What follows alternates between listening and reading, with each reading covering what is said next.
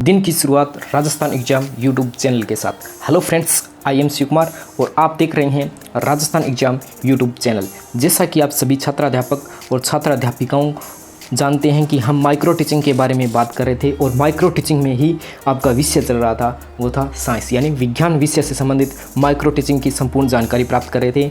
और अभी तक बहुत से वीडियो हमने अपलोड कर दिए हैं और भी अगर इसके अलावा भी आप वीडियो देखना चाहते हैं तो आपको क्या है, हमारी चैनल की प्लेलिस्ट बनी हुई है, वहाँ पर जाकर आप देख सकते हैं। तो देख लीजिए मित्रों, अगर आप इसका विस्तार से जानना चाहते हैं तो आपको अंत तक इस वीडियो पर बना रहना है और टिका रहना है, तभी आपको समझ में आएगा कि विज्ञान विषय से संबंधित हम पाठोपस्थान कौशल किस तरह से बना सकते हैं। तो आप सभी तैयार होंगे? बोलो, क्या आप तैयार हैं? हाँ, तो ठीक है, हम इसी कौशल को पूर्णतः जानते हैं। तो सबसे पहले देख लीजिए, आपको कौशल का नाम हो जाएगा यानी पाठोपस्थान कौशल।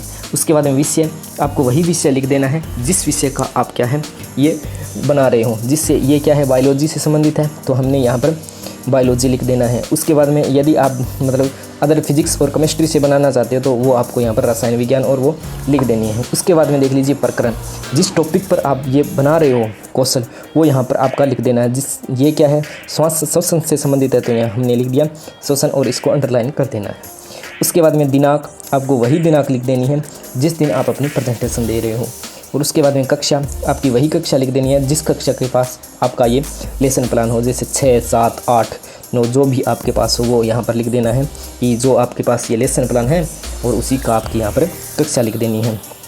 उसके बाद में देख लीजिए शिक्षण बिंदु, शिक्षण बिंदु में आपका जो प्रकरण होता है वही शिक्षण बिंदु में आ जाएगा। उसके बाद में आपका कॉलम आता है प्यारा सा छात्राध्यापक और छात्राध्यापिका। इसमें आपको क्या करना है, जो आप बच्चों से प्रश्न पूछने चाहते हो, हाँ जी हाँ, जो आप बच्चों से प्रश्न पूछना चाहते हो 4 या 5 या 6 जो भी पाठोपस्थान कौशल में जो आपके प्रश्न हैं वो यहाँ पर प्रश्न लिख देनी है।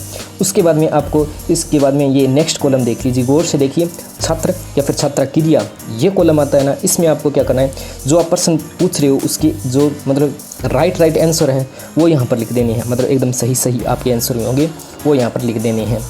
उसके बाद में देख लीजिए आपको किस तरह से ये मतलब पूछना है और पूछते समय किन किन बातों का ध्यान रखना है। तो अंत तक बने रहिए तभी आपको समझ में आएगा, वरना आप भटकते ही रह जाओगे। उसके बाद में सबसे पहला प्रश्न देख लीजिए, जब हम तेज़ दौड़ते हैं तो क्या होता है, यानी हम जब तेज़ दौड़ते हैं तो क्या होता है, श्वसन तेज़ होती है। ये आपका आंसर आ गया। ये जो आपका आंसर यहाँ पर ये प्राप्त हुआ है, इसी से आपको क्या है नेक्स्ट क्वेश्चन स्टार्ट करना होता है। मतलब जो पहले प्रश्न का जो आपका उत्तर है ना, उसी से आपको दूसरा प्रश्न स्टार्ट करना है, दूसरे प्रश्न का जो उत्तर आएगा उसी से आपको तीसरा प्रश्न का स्टार्ट करना है। इस तरह से चौथा, पाँचवां और छठा, इस तरह से आपको प्रश्न पूछने हैं। यानी इसमें जड़ की आकृति क्या होनी चाहिए, जड़ की आकृति बननी होनी चाहिए। किसकी आकृति बच्चों? जड़ की आकृति, जी हाँ, जड़ की आकृति बनाई होनी चाहिए।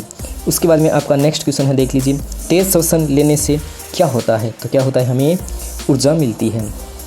उसके बाद में आपका नेक्स्ट क्वेश्चन होगा, बहुत ही धमाकेदार क्वेश्चन है। नेक्स्ट देख लीजिए कि हमें ऊर्जा किस रूप में मिलती है, तो हमें ऊर्जा किसके रूप में मिलती है, तो O2 के रूप में हमें क्या मिलती है, ऊर्जा मिलती है। O2 शरीर से ग्रहण करने की प्रक्रिया क्या कहलाती है, तो वो आपकी प्रक्रिया कहलाएगी श्वसन। तो नेक्स्ट प्रश्न होगा, आप श्वसन के बारे में क्या जानते हैं, यानी बच्चों से आप पूछोगे कि बच्चों श्वसन के बारे में आप क्या जानते हैं। यहाँ पर आप बच्चे भी लिख सकते हो आपकी जगह कि बच्चों श्वसन के बारे में आप क्या जानते हो। तो आपका इसमें बच्चे नहीं जानेंगे तो आप क्या हो गया, समस्यात्मक प्रश्न हो गया। इसी से आपका क्या निकल गया, प्रकरण निकल गया। क्या निकल गया, श्वसन, क्योंकि बच्चे श्वसन के बारे में नहीं जानते हैं और श्वसन आप क्या यहाँ से पढ़ाओगे। तो उसके बाद में आपका आता है उद्देश्य कथन। क्या आता है बच्चों, उद्देश्य कथन आता है। तो उद्देश्य कथन आप किस तरह से बोलोगे, देख लीजिए कि अच्छा बच्चों, आज हम श्वसन के बारे में विस्तार से क्या करेंगे, जानेंगे, यानी श्वसन के बारे में विस्तार से पढ़ने वाले हैं, विस्तार से अध्ययन करने वाले हैं। इस तरह से बोलकर आपका ये संपूर्ण आपको क्या कर देना है, ये पाठोपस्थान कौशल, जिसे प्रस्तावना कौशल कहते हैं, जिसे इंट्रोडक्शन स्किल के नाम से भी जानते हैं, वो आपका यहाँ पर कंप्लीट हो जाता है। आपकी प्रस्तुति यहाँ पर कंप्लीट हो जाती है। सबसे पहले आपको पता ही है, जाओगे ब्लैक बोर्ड पर आपको एंट्री कर देनी है। उसके बाद में आपको प्रकरण है वो खाली छोड़ देना है। जब आप अपनी मतलब जो प्रस्तुति दोगे तो उसमें आपको क्या करना है, आपकी एंट्री कर आपका जो प्रकरण नाम का जो प्रकरण आप लिखोगे वो आपको खाली छोड़ देना है। अगर आप जानना चाहते हो विस्तार से कि किस तरह से हमें क्लासरूम में प्रेजेंटेशन देनी चाहिए, जी हाँ, अगर आप उससे संबंधित संपूर्ण जानकारी चाहते हो तो आपको हमारी चैनल पर जो प्लेलिस्ट बनी हुई है वो देख लेनी है माइक्रो टीचिंग से संबंधित। उसमें आपको क्लासरूम के भी वीडियो मिल जाएंगे, वहाँ से आप जान सकते हैं। और आप अन्य इस विज्ञान से संबंधित या किसी विषय से संबंधित जो भी प्रकरण के बारे में आप जानना चाहते हैं या फिर जो भी टॉपिक के बारे में भीड़ से संबंधित जानना चाहते हो तो हमें कमेंट कर बता दीजिए। आपसे फिर मुलाकात होगी एक नई और इंटरेस्टिंग प्रकरण पर।